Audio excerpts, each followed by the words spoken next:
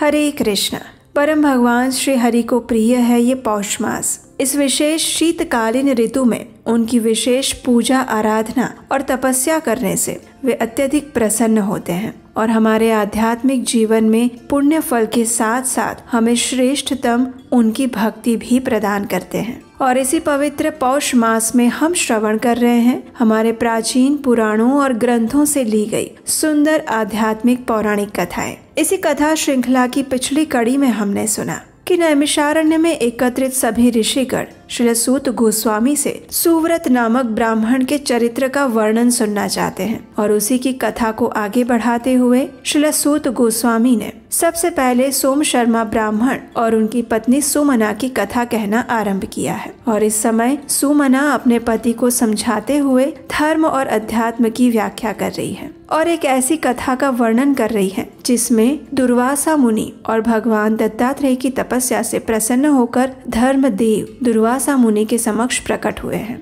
और उनके साथ साथ ब्रह्मचर्य, नियम, तप, इंद्रिय संयम, शौच इत्यादि भी मानव स्वरूप धारण करके उनके सामने आए हैं और धर्मदेव उन सब का परिचय दे रहे हैं। तो चलिए आज की कथा का आरंभ करते हैं। धर्मदेव ने कहा, हे ब्रह्मदेव, यहाँ देखिए, स्त्रियों में यह शुश्रूषा है जो सत्य से विभूषित, सौभाग्यवती और साध्वी है। उसका स्वभाव अत्यंत धीर है, सारे अंगों से प्रसन्नता टपक रही है। उसका रंग श्वेत है और मुख पर हास्य की छाया है। वह कमल लोचना सरस्वती देवी है। हे द्विज श्रेष्ठ, ये दिव्य आभूषणों से युक्त क्षमा उपस्थित है जो परम शांत, सुस्थिर और अनेकों मंगलमय विधानों से युक्त है।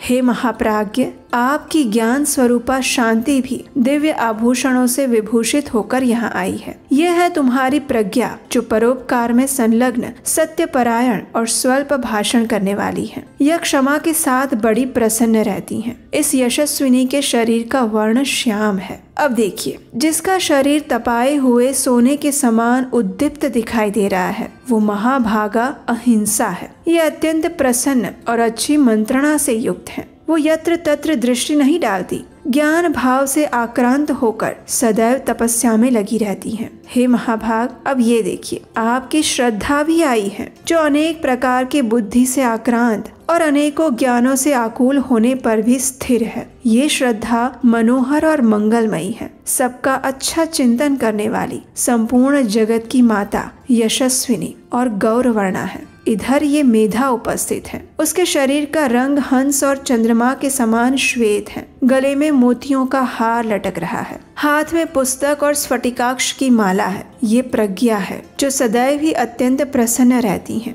ये प्रज्ञा देवी पीत वस्त्र से शोभा पा रही है। हे ब्राह्मण देव, जो त्रिभुवन का उपकार और पोषण करने में अद्वितीय है, जिसके शील की सदा प्रशंसा होती है, वो दया भी यहाँ आपके पास आई है। ये देखिए, ये वृद्धा, परम विदुषी, तपस्विनी, भाव की भार्या और मेरी माता है। हे सुव्रत, मैं आपका मूर्तिमान धर्म हूँ। ऐसा समझकर शांत हो जाइए, मेरी रक्षा कीजिए। आप क्रोधित क्यों हो रहे हैं? धर्मदेव की ये संपूर्ण व्याख्या और परिचय सुनने के बाद दुर्वासा मुनि ने कहा, हे देव, मुझे जिससे क्रोध हुआ था अब वो कारण सुनिए। मैंने इंद्रिय संयम और शौच आदि क्लेशमय साधनों द्वारा अपने शरीर का शोधन किया, तपस्या की, लेकिन ऐसा करने पर भी देख रहा हूँ कि केवल मेरे ही ऊपर आपकी दया नहीं हो रही है। हे धर्मराज, आपके इस बर्ताव को न्याय युक्त नहीं मानता और यही मेरे क्रोध का कारण है, दूसरा कुछ नहीं। और इसीलिए मैं आपको 3 श्राप दूंगा। हे धर्म, अब आप राजा और दासी पुत्र होइए और साथ ही स्वेच्छानुसार चांडाल योनि में भी प्रवेश कीजिए। इतना कहकर दुर्वासा मुनि धर्मदेव को श्राप देकर चले गए। इस कथा को सुनकर सोम शर्मा ने पूछा,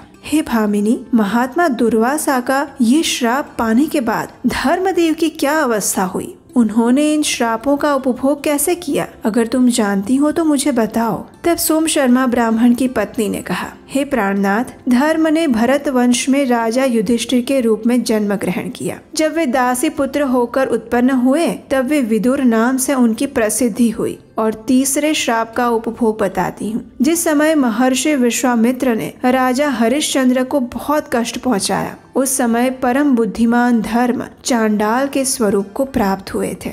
इस बात से संतुष्ट होकर सोम शर्मा ने पूछा, हे भामिनी, ब्रह्मचर्य के लक्षण का विस्तार पूर्वक वर्णन करो। तब सुमना ने कहा, हे नाथ, सदैव सत्य भाषण में जिसका अनुराग है, जो सदैव सत्य वचन बोलना चाहते हैं और बोलते हैं, जो पुण्यात्मा होकर साधुता का आश्रय लेते हैं, ऋतुकाल प्राप्त होने पर अपनी स्त्री के साथ समागम करते हैं, स्वयं दोषों से दूर रहते हैं और अपने कुल के सदाचार का कभी त्याग नहीं करते, वही सच्चा ब्रह्मचारी है। हे द्विज श्रेष्ठ, ये तो मैंने गृहस्थ आश्रम में रहने वाले ब्रह्मचर्य का वर्णन किया है। ये ब्रह्मचर्य गृहस्थ पुरुषों को सदैव मुक्ति प्रदान करता है। अब मैं सन्यासियों के ब्रह्मचर्य का वर्णन करती हूँ। देखिए, एक यति या सन्यासी को चाहिए कि वो इंद्रिय संयम और सत्य से युक्त होकर पाप से सदैव भयभीत रहे, स्त्री के संग का परित्याग करे, ध्यान और ज्ञान में निरंतर संलग्न रहे। यही यतियों का ब्रह्मचर्य बताया गया है। अब वानप्रस्थ के ब्रह्मचर्य का वर्णन सुनिए।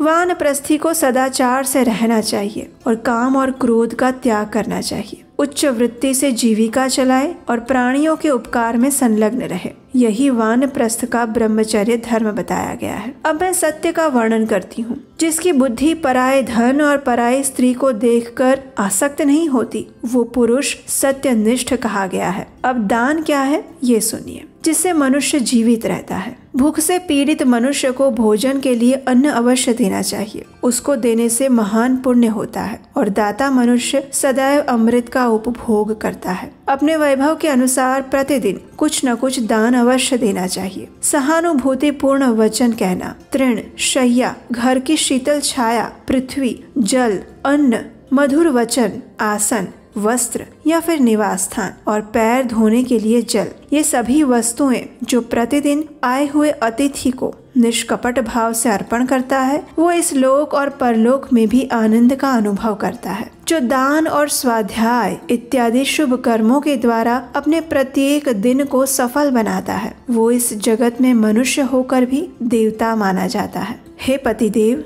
अब मैं आपको सांगोपांग धर्म के साधनभूत उत्तम नियमों का वर्णन करती हूँ, जो देवताओं और ब्राह्मणों की पूजा में संलग्न रहते हैं। नित्य निरंतर शौच यानी स्वच्छता, संतोष इत्यादि नियमों का पालन करते हैं। दान, व्रत और हर प्रकार के परोपकारी कार्यों में योग देते हैं। उनके इस कार्य को नियम कहा गया है। अब आप क्षमा के विषय में सुनिए। दूसरों द्वारा की हुई अपनी निंदा को सुनकर या फिर किसी के द्वारा मार खाकर भी जो क्रोध नहीं करता और स्वयं मार खाकर भी मारने वाले व्यक्ति को नहीं मारता, वो क्षमाशील कहलाता है। अब शौच का वर्णन सुनिए। जो राग और द्वेष से रहित होकर प्रतिदिन स्नान और आचमन आदि का व्यवहार करता है और इस प्रकार जो बाहर तथा भीतर से भी शुद्ध है, उसे शौच युक्त यानी कि स्वच्छ पवित्र माना गया है। अब मैं अहिंसा का रूप बताती हूँ। विद्वान व्यक्ति को किसी विशेष आवश्यकता के बिना एक तिनका भी नहीं तोड़ना चाहिए। संयम के साथ रहकर प्रत्येक जीव की हिंसा से दूर रहना चाहिए। अपने प्रति जैसे बर्ताव की इच्छा होती है, वैसा ही बर्ताव दूसरों के साथ करना चाहिए। अब शांति के विषय में सुनिए। शांति से सुख की प्राप्ति होती है, इसलिए शांतिपूर्ण आचरण अपना कर्तव्य है। कभी खिन्न नहीं होना चाहिए। प्राणियों के साथ वैर भाव का त्याग करके मन में कभी भी द्वेष भाव नहीं आने देना चाहिए। और अब अस्तेय के विषय में सुनिए। अस्तेय यानी पर धन और पर स्त्री का कदापि अपहरण नहीं करना चाहिए। मन, वाणी और शरीर के द्वारा भी कभी किसी दूसरे की वस्तु को लेने की चेष्टा नहीं करनी चाहिए। अब सुनिए कि दम क्या है। इंद्रियों का दमन करके मन के द्वारा उन्हें प्रकाश देते रहना, उनकी चंचलता का नाश करना चाहिए और इससे मनुष्य में चेतना का विकास होता है। अब शुश्रूषा के विषय में सुनिए। मन, वाणी और शरीर से गुरु के कार्य, उनके साधन में लगे रहना, इसी को शुश्रूषा कहते हैं। हे द्विजश्रेष्ठ, इस प्रकार मैंने आपसे धर्म के सांगोपांग वर्णन किए हैं और जो भी मनुष्य ऐसे धर्म में सदैव संलग्न रहता है, उसे इस संसार में दोबारा जन्म नहीं लेना पड़ता। और ये सब कुछ जानकर कृपया आप धर्म का आचरण कीजिए, उनका अनुसरण कीजिए। अपनी पत्नी के मुख से इतना विशद वर्णन सुनने के बाद सोम शर्मा को आश्चर्य हुआ और उसने अपनी पत्नी से पूछा, हे देवी, तुम्हारा सदैव कल्याण हो, लेकिन तुम इस प्रकार धर्म की परम पुण्यमयी उत्तम व्याख्या को कैसे जानती हो? किसके मुख से तुमने ये सब सुना था? और इसके उत्तर में सुमना अपने पूर्व काल के जीवन के विषय में संपूर्ण रहस्य उद्घाटित करती हैं और उसे हम श्रवण करेंगे इसी पौष मास कथा की अगली कड़ी में। अगर आप उसे सुनना चाहते हैं तो चेक कर लीजिए, कहीं आपने अभी तक इस चैनल को सब्सक्राइब नहीं किया, ऐसा तो नहीं है ना? इस चैनल को सब्सक्राइब करके रख लीजिए, हमारे व्हाट्सएप टेलीग्राम ग्रुप के साथ जुड़ जाइए, जिसका लिंक नीचे डिस्क्रिप्शन बॉक्स में दिया गया है। और इसी कथा की अगली कड़ी के साथ हम बहुत जल्द आपके सामने प्रस्तुत होंगे। तब तक के लिए पौष मास के इस पवित्र समय में परम भगवान श्री विष्णु का अधिक से अधिक नाम जप करिए और आध्यात्मिक चेतना को विकसित करने का प्रयास करिए। हरे कृष्णा।